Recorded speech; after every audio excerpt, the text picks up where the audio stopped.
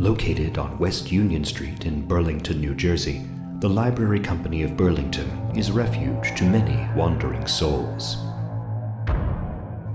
Chartered in 1758 by King George II and operating out of its current location for 150 years, the library is rich in history.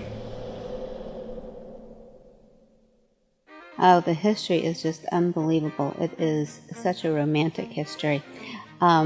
It started back in 1757 in November. We were actually the capital of West Jersey during this time. So the men felt like we needed to have a community library.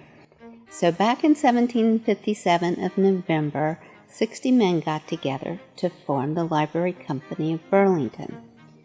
They petitioned the king to grant them the license to operate a library, and the charter came from King George II on January 1st, 1758. So we have been a working library for 256 years. So it's a lot of history. Sharon Vince has been working at the Library Company for 20 years and has many daily encounters with the spirits that reside within. My first experience was probably working in the office. There's an old desk in there. I sit at one metal desk. It looks like it's off of the battleship. And then I turned and I started working on the old wooden back desk.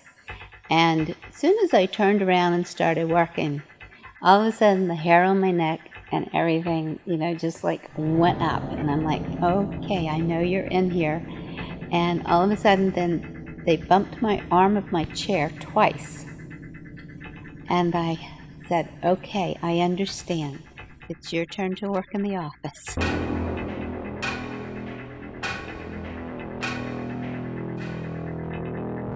One of the biggest, I think, problems that we had here with our spirits was during Christmas about 4 years ago. We had put a Victorian wedding gown display upstairs in the Mason's room. Well, here you are, you're putting women's clothes and frou-frou stuff in a man's world. And things up there were happening all the time. And it got to where it was just aggravating because you knew it was going to happen, but you didn't know how to stop it and keep it from happening. I had neighbors coming over across the street saying, the lights came on upstairs at 4 o'clock in the morning. And I'm like, okay, that's my cleaning lady, and she cleans weird hours, so I'll talk to her. And she would come over the next day. Well, the lights came on again at 3 o'clock this time. And things like that kept happening, and this was happening at least 3 to 4 times a week. And the staff was getting anxious and getting tired of it. And finally, I called the electrician just to make sure. I said, I need you to come here and look. He came over, and they checked everything. He goes, Sharon, nothing is wrong. Everything is absolutely fine. And I said, okay, thank you. So then that's when finally made it through. It started in November, went through December, January, February. I mean, we were going through this for like 4 months. And finally, the end of February, beginning of March, I started taking the exhibit down and got all the dresses and got everything out of there. And then it stopped, completely stopped. One worker in particular experiences encounters with spirits on a much more intense level. Marti Haines, manager of the Ghost Hunter store in Burlington and part-time worker of the library, talks to spirits every day. I started seeing ghosts when I was just a little kid, as far back as I can remember.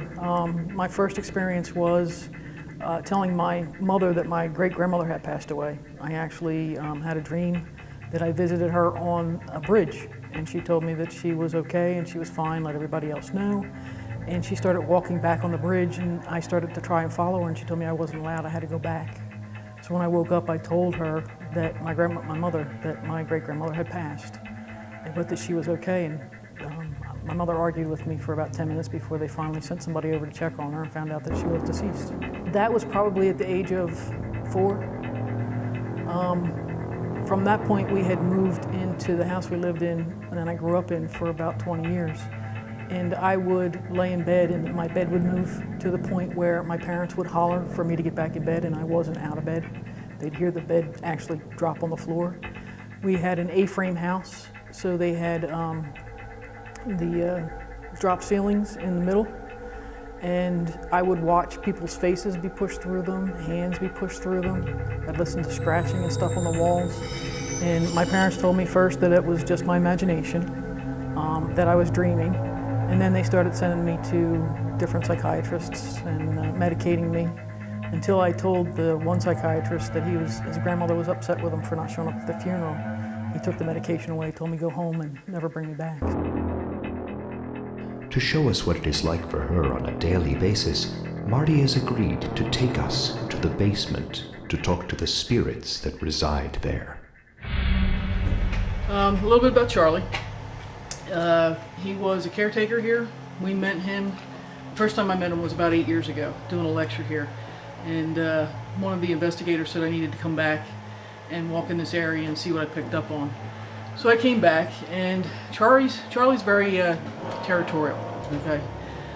So when we walked in, it was a little oppressive, kind of like feeling like you're being pushed out, a little sick to my stomach. So we stepped back and we talked to him for a little bit, and we all left. Since then, I've been teaching classes here, and I work here part-time. And just getting to know him and spending time with him, doing investigations down here, talking to him, I realized that he's a really nice guy.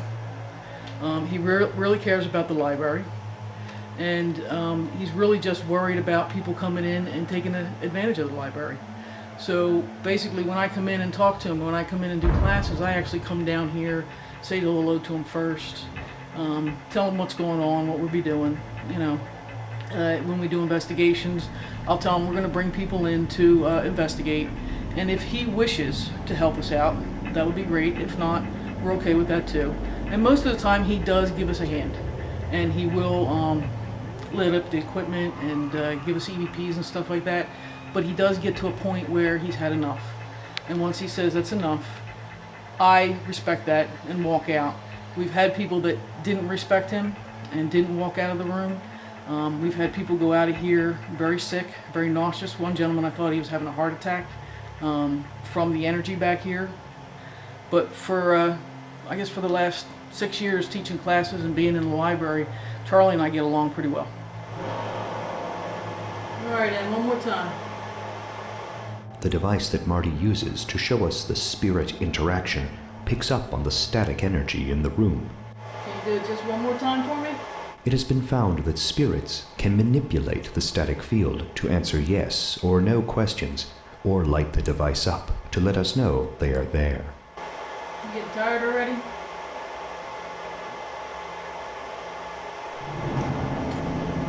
That was little Emily. She's 7 or 8. She likes to play with this toy, especially. When I bring the kids down here, she usually sits and picks people to take turns. She'll call their names out. The real question is, why are the spirits staying here at the library? Who are they? What are their stories? Most spirits are here not because they're left behind or they stay behind. Actually, most spirits cross. And I want to say probably 98% of the spirits that I've talked to over the last 15 years have crossed and come back to give their loved ones messages. Truly, they're worried about us, the living, and how we're reacting and how we're dealing with their death. They're very comfortable, no pain. They let it all go. They let all their forgivenesses go. They let all their wrongs go. So they've learned to kind of be very pleasant and happy in the afterlife. It's us that they worry about. So they come back to tell us and give us messages on how to get us a little bit happier and let us know that they're still around so that the mourning process is a whole lot easier for us.